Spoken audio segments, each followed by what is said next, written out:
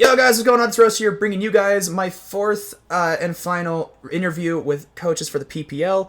I am here with Jayvee of his Atlanta Victides. How you doing, my friend? We are doing pretty solid, good sir. How you doing? I'm doing good. You guys aren't gonna see my beautiful face this time because this motherfucker wasn't camera ready for me. Because I'm just not good enough for him. Oh, So he's it's so good. I had to be. I needed to be pretty for you, but I'm so important that he just didn't feel camera ready for me today. It's okay. I understand. It happens. But yeah, my friend, go ahead, give us a little, for those who are a little unfamiliar with you, which is going to be like 4 people, because you're pretty popular nowadays. Go ahead and give us a rundown of, who you are, when you get into Draft League, all that kind of fun jazz. all right. So those of you that don't know, I pretty much started my draft league journey back in 2019. So about 5 years now, we've been doing some draft league shenanigans. But it's been a pretty fun run. Still learning, still improving, because that's just what you do with draft league. But it's been quite the journey from like seeing like just being a small little guy to now interacting with like bigger names, which is always always the dream. So it's been a long but solid ride, to say the very least. Yeah, 100%. Yeah, if you guys don't know Jay's, he's been, like I said, he's been around the scene for a minute. Not only does he do draft content, but he also does like what basically is now considered battle spot content from way back in the day. But he's doing the Wi-Fi laddering and everything like that, which I'm still waiting for that Alolan Golem video, Jay. Oh yeah, I'm still waiting for it.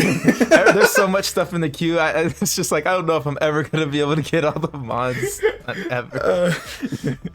Oh my god, yeah. Jay does like Pokemon spotlights where he takes comment suggestions and he'll see what he can make work, like the Swanna video, which was great, just because you were like dogging on Swanna in the intro, and then it just one shot something. You're like, huh, okay.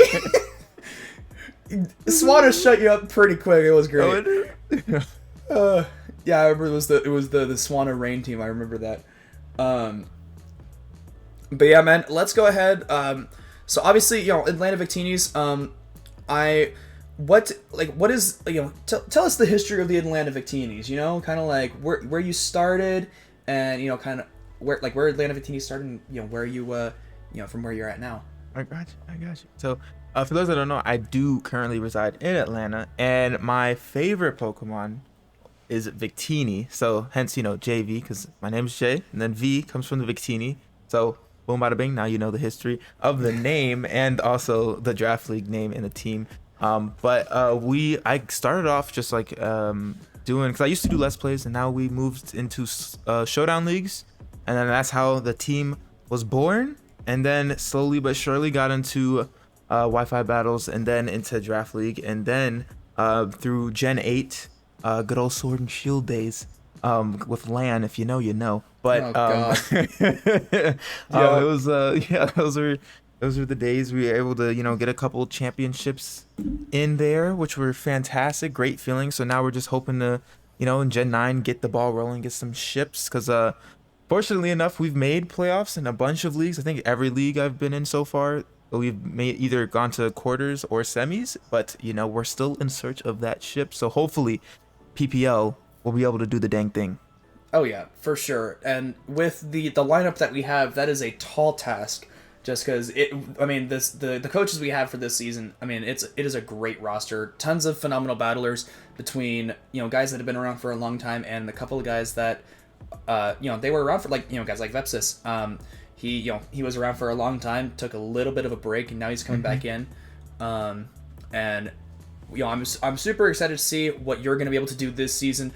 Obviously, we've squared off a couple of times. We're currently 1-1 against each other, my friend. Yep. Just between the Dragon Dance Gyarados and the and let's see, the last one was IBL, where you had the Manaphy Great Tusk, I believe, was the pairing.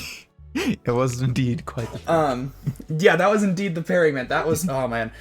So I'm hoping we come through together again one more time and see if we can break this tie a little bit. Just because it's always fun to play against people you're familiar with, people you're friends with. just because it creates that little extra oomph, you know. Yeah, that little extra spice, that seasoning you need, you know. That fuego spice, yes. Yes, sir.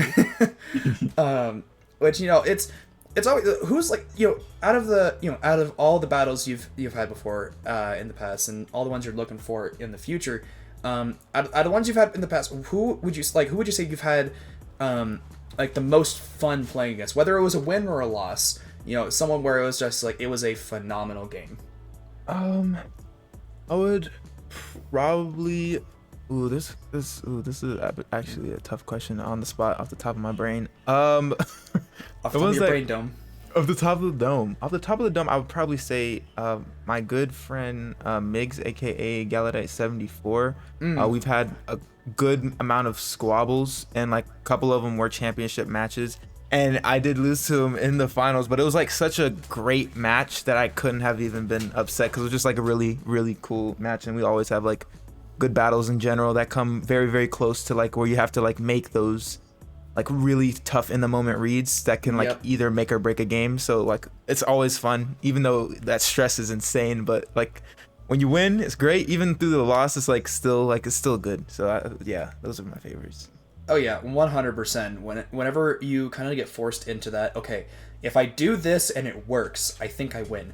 But if it goes wrong, I'm pretty sure I lose. Yeah. Because that always creates for some good fun too. Because it's like you're sitting there, you're thinking to yourself like, okay, I could play it safe and it could go wrong, or I could take a risk and it pay off, or it could go horribly wrong. So it's like you have to sit there and really, and especially for someone that you're friends with, because it's like if it goes wrong and they get the one up on you, you're never hearing the end of it. Oh, absolutely. Like that's just how it works. Like friends screw with each other all the time. So it's, if you give someone bragging rights, they're not letting go. Now, I've asked everyone this question. I'm gonna ask it to you as well. What would you say is like the play style of Pokemon that you like prefer the most, whether it be balance, hyper offense, some sort of like bulky offense kind of in the middle, or I swear to God, Jay, if you say Saul, I'm ending this recording. That couldn't be me. I definitely am a balanced type of guy.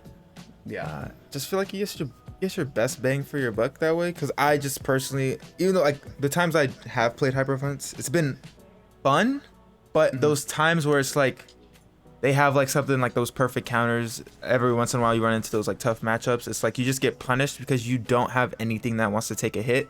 You just have stuff that dishes out, and you just gotta keep going until everything either on your opponent's side drops, or unfortunately my side drops. But that's why I just like I feel like I've had the most, for the most part, my draft league career has been balanced, and just had seen the most success with it as well. Oh yeah, no, 100%. I think balance is probably, I mean, obviously it's no dirt, it's the most balanced format, whatever. Stupid, right? It's obviously, it's a very good play style. Now, granted, in Gen 8, you could not play balanced offense. You just couldn't. With a 20-minute timer, it was like physically impossible. Oh, for sure. And then obviously LAN came in later down the line, but most people didn't even bother setting it up. They're just like, at this point, it's too much work. Even though I'm pretty sure it was like it was fairly simple as a process, I think, but people just wanted to load up and go for the most part. Now, when it comes to that, that offense, that bulky offense balance sort of play style, what's one of those mons that you've used that like in terms of that play style, or just what's one of like the favorite mons of yours that you've used in your vast career? In my vast career, funny enough, I feel like I've drafted Dragapult pretty often, because I've just been put in situations where I'm a top pick and it would just be silly to not grab it. So there's been times where I grab it. But Dragapult's been like really fun because I feel like its presence over anything just does a lot, just knowing that you have to go against a Dragapult.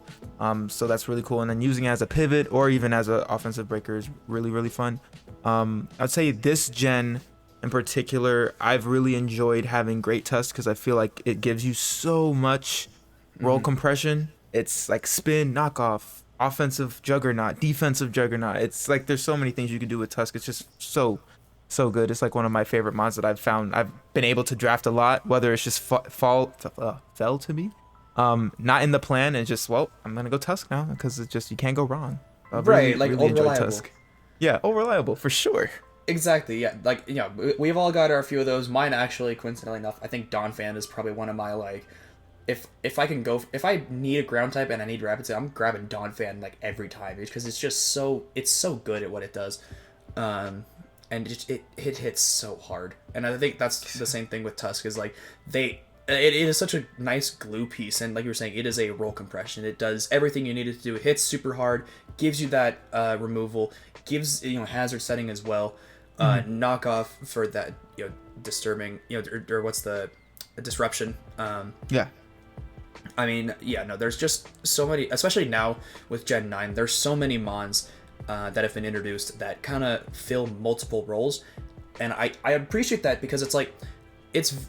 In the past, there have been like a few Pokemon that can do a couple of things, but for the most part, most mons did one or two things, maybe three if you're lucky. And Gen 9 really did a good job at making sure we had plenty of versatile mons between the initial decks, and then including all these the DLCs and stuff as well. Like the Ogre Pawns, for example, I feel like are a great example, because they're super fast, they hit really hard. They give you momentum. They give you, spike setter as well, knockoff abuser as well, and depending on a matchup, they can kind of be run bulky as well. I've seen it. You can run them pretty bulky, and like I said, just Gen 9 did such a good job at facilitating competitive Pokemon with the introduction of so many of them. One of the newest ones being Hydrapple, which looks so good. Like it Such looks a cool mon. Oh yeah, the design itself is phenomenal, and then to couple it with it having Regenerator, and then having probably the best move in the game now, like Dude, it's that 30% chance is no joke. like Holy it's moly! insane. It's a 30% chance to double in power. Like Dude. that's insane. With Stab, it can go up to, I think it's 200 base power with Stab. Like that's insane. Because I know it goes to 160. Yeah. Normal, Oh, but you're talking about like with Terra? Well, I think 160 is normal, and then it's like if you include like Stab, I think it maths out to about 200 base power. Oh snap! Okay. With Stab, yeah. Like that's insane. And then with Terra, you're looking at what, 240? Some like big numbers. Big numbers. Right? Like it's like the old joke of Swampert having the hardest hardest hitting liquidation or whatever in the game. Yeah. Like that's crazy. Like that we're talking about like this little fucking axolotl, whatever Swampert is supposed to be based off of. Yeah. And it's just like a god. Like that's crazy to me. But let's see. Now looking back a little bit for you, what would be, whether it's competitive based or not competitive based, like a memory that's kind of something that's happened in Pokemon, whether it be your first championship run, your first shiny Pokemon from legit encounters, what's something that's like stuck, like what's your favorite memory, like what's something that's stuck with you? I would just say being able to make like good friends along the way and building a community in which like not just like we can talk about mons, but can talk about life stuff and just be good pals through mons, but just like essentially more than mons. And hopefully we'll have the chance to meet up with a bunch of people when the time is right. But just being able to have those connections, and especially still now after all this time, it's just been a blast. It's been so fun. Oh yeah, definitely. And we kind of touched up on it a little bit. It's like interacting with as many people as we do, just that quick little like even just scheduling with someone, you kind of quickly build up a rapport with people in this community, because we're so so close to each other. It's like, yeah, you interact with this person, well the person you're playing against is friends with this person who you're also friends with, or they are a friend of a friend of a friend of a friend of a friend of a friend of a friend. So it's like you get to that point where it's like, yeah, even just that like little 5-minute conversation can turn into a a lifelong friendship, which for many people in this community it has. But now in terms of this season, whether out of all the everyone else in the in the roster, who are you, like, what would you say is going to be if you had to play them, whether it's during regular season or playoffs, who would you say is going to be like would be your toughest game that you're looking at? Whether it's matchup in terms of roster or just them as a coach. I would say one of the like scary teams that I saw would probably be, I know I guess off rip would be like, I can't believe that Mount was able to get the team that he has. Mount has a pretty cracked team on paper. It's insane. And he's also a very strong coach. So very scary team. And then also Dr. Slacking, aka Matt, his team, very, very, very, very, very scary. So those two I was looking, I was like, whoa. I looked at my team, I was like, wait, like this doesn't make any sense. Like, right? Like, are we in the same draft? Yeah, literally. Like, wait, are we in the same draft pool? What happened here? How the hell did this happen? Who let this guy cook? Exactly. Who let him cook? No, because it was funny because I was talking with him before, and yeah, I was saying the same thing. I'm like, his team is insane. Between because with where we're at now, I believe draft stream's already gone through, so. Like him having like Spectrier and Sneasler and Ursaluna and can't forget Big Squawkabilly, or like, the Big Fish, or Big Fish, Big Fish, Big Fish. Yeah, you really can't forget Big Fish, can you, Jay? No. Stupid fish, man. Unagi, my friend. Yeah, no, he's got a phenomenal roster, but honestly, like. Pretty much every roster this season, honestly, just looks really really solid, really fun, and I'm excited to see what this season is going to bring in terms of games. I'm excited to see the exciting moments between just good plays, tons, hopefully no hacks, but if there's going to be hacks, so if there's going to be hacks, make it tons of hacks. Like like that's just kind of how Pokemon works. It's like you can have the greatest game of all time, you could play very, very well. But you get parried once, and it could all be over. GG. That's GG. It is no longer MV. But yeah, man. Now I'm also gonna ask. I asked Malante this question as well, and I'll ask it to you. If, and this is just a one-off, but if there was any mon that you would like to have. If it was like, if you could have a Pokemon sitting right next to you right now, what would it be and why? And I'm curious to know your answer. Oh, it's easy. It's Victini. Okay, yeah. And one that's the mascot favorite mon as well, but Lucky Star, or no, Victory Star, my bad. You just got that luck by your side. Just a lucky mon, so you're just forever lucky. You're gonna be blessed with the sauce. Oh yeah, okay. Not much more you could ask. True. Yeah, I know.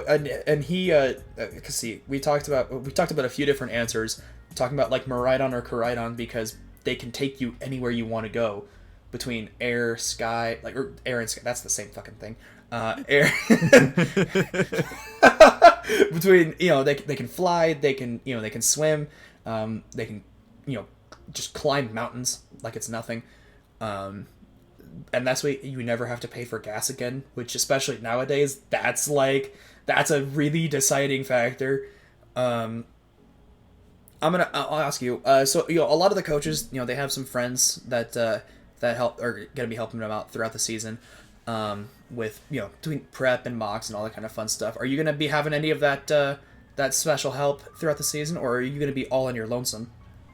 It just depends. Sometimes all on the lonesome if the homies can't help out, but for the most part I have like some peoples that they be helping me and do some stuff. But sometimes sometimes you just don't have like time in life and you just gotta throw stuff together last minute, like 30 minutes before the match, and just hope something sticks. So just depends on time in life, but hopefully we'll be cooking in the kitchen for a minute and be very prepared.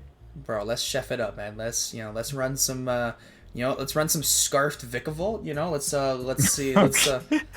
Let's run some Specs Hyper Beam. Just let's cook. Let's cook. That's definitely cooking, whipping it up, dude. See, I mean, you've known me for a little bit. I cook. I chef it up. So let's make something fuego, dog. Let's do it. Let's do it. Now, before we wrap it up for today, what message do you want to give to all those Atlanta Victini fans out there, and what should viewers be looking forward from your perspective this season? Well, first and foremost, thank you guys for sticking for the long ride, whether you've been very, very there from like the beginning, or you're just now hopping on. Just thank you guys for all the support as always. And then of course this season we're gonna be just having fun. We're gonna also be getting some winnings, and hopefully get enough winnings so we make playoffs, and then just get the big shiny golden trophy. I guess the imaginary trophy. I don't know if there's gonna be like an actual award in this league, but we're gonna have that big shiny mental trophy hopefully, and Exactly. be able to just have a great season. That's the biggest plan right there. Yeah, 100%, man. I mean, obviously, ultimate goal is to win, but if you're not having fun along the way, did you really win? Like, did you really? I mean, did you dodge, duck, dip, dive, and dodge? You know what I'm saying? If you can't do that with a dodgeball, then you deserve to win. You don't deserve it. Exactly. I mean, if you can't do it with the wrench, you're not going to do it with the ball. So it's Exactly. it's just not going to work. But yeah, my friend, any last little tidbits before we give the viewers a break from us? I think that's about it. But shout out to you for hosting a nice, fun interview.